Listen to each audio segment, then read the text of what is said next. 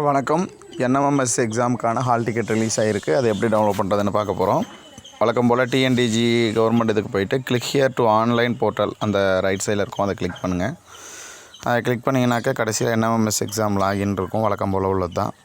So user name பாஸ்வேர்டை பொறுத்த வரைக்கும் ஆஸ் இட் இஸ் 29(2) அந்த டோட்டல் போடுங்க. யூசர் நேம் பாஸ்வேர்டு கொடுத்துருங்க.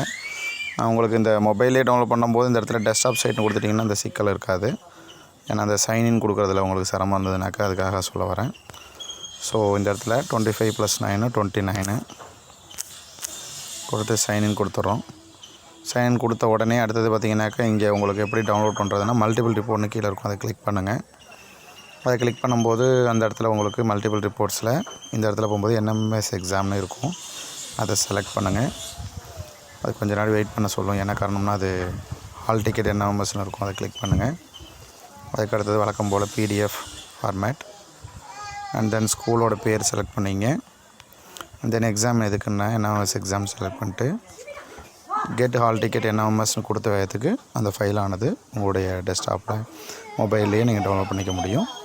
டவுன்லோட்னு ஒரு பாப்பப் ஒன்று வரும் ரெட் கலரில், அதை கிளிக் பண்ணோடனே உங்களுக்கு அந்த பாருங்கள் இந்த வந்துருச்சு. அதை கிளிக் பண்ணுறேன். இது உங்களுடைய சிஸ்டத்தில் டவுன்லோட் ஆகிடும். அவ்வளோதான். தேங்க்யூ.